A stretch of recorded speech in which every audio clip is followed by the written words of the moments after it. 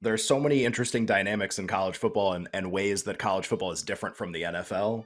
And this is one that will stand out immediately because we have so many games that are reflective of it in week 0 to week 1. In the NFL, and we'll talk about it a ton when we get from week 1 to week 2 to week 3, early in an NFL season, NFL teams are what I like to call elastic, meaning that if they put up a data point, a game result that's like particularly awesome or particularly terrible, the team itself still has the ability to kind of do anything. You can go from being terrible to still being good, rattling off a bunch of wins, making the playoffs, covering a bunch of games, covering your next game if you lose by a lot. In fact, teams that don't cover by a lot early in the season tend to cover in their next game, or after don't cover twice in a row tend to cover in their next game. They're kind of elastic that way. They bounce back to the middle and they give you a good result after a poor result. NFL teams tend to do that all the time early in the year. Late in the year they don't because they've quit or they want to fire their coach, or some teams are on a playoff push or whatever. But early in the year, teams tend to do that. So you might be like, oh well, college football, it's early in the college football season. Like, what if a team gets smoked? Then everyone's going to be against them in week number 1 or in week number 2, and like that must be the time to step in and be like, this is ridiculous, like this number is crazy, it's an overreaction to what happened. Except there's nothing historically, it's one of the most interesting things about the differences between college and pro football, there's nothing historically in college football that says that teams are actually elastic. In fact, it's a little bit of the opposite. It's actually a little bit of, if you start bad, yikes. Like if you start bad, ouch. Or if you start bad, this may not be for you this season. It's harder to turn things around, actually. Not that teams don't do it, but there isn't that natural elasticity that we have in the NFL.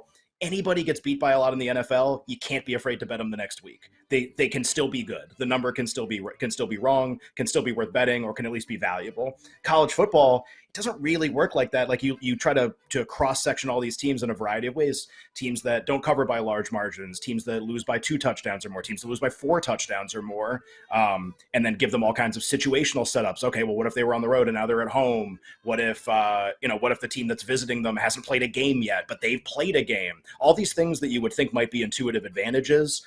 I think the important thing to remember here is, because you're going to hear that case all over the place this week in all these games. Oh, well, like they played a game already and the other team didn't, so therefore blank. Or they didn't cover last week by a lot and now they're plus a million. Therefore, this line must be inflated and this line must be incorrect because the team got smoked last week. I will take the bad team. End of case. And you'll listen to that and you'll go, wow, that sounds really smart.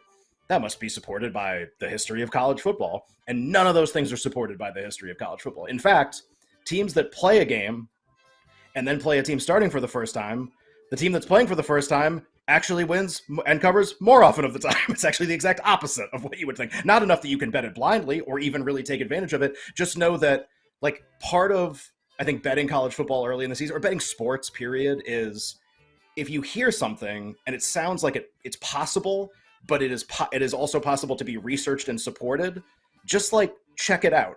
Like, see if it's actually true, because it'll sound awesome. Like, it'll sound really good. And then if you go and look, you'll just be like, oh, it's actually not that at all. Like, that's pretty crazy. So so 2 myths we can dispel here. There is nothing to the fact that if you play a game in week 0, you are more prepared, you've gotten a game in, like you're not rusty anymore, and you play a team that's playing their first game. That actually doesn't matter whatsoever. And if somebody tells you that it matters, you can disregard that information and focus on something else in the game that you think matters from a value standpoint. If you don't cover by a lot, or you lose by a lot in your first game, and there are a lot of teams, we're going to talk about teams in a second that play in week 1 that fit that description, all of them are getting bet against again. All of them are getting bet against again, sometimes more than a touchdown, just in the last 3 days. You might be like, well, that's crazy. There must be some kind of historical precedent. Like, how can Hawaii take no money for an entire week, get beat by 53, and then take no money again and it be right? And it's like, I'm telling you that it's right as often as it's wrong. It's not some place where you want to show up and be contrarian all the time and bet these things. There's nothing that supports the idea that if you get trucked in week 0 with everybody watching, so you magically become valuable in week 1. In the NFL, that is true. That happens. Teams are elastic. There's not a big difference between team 1 and team 32.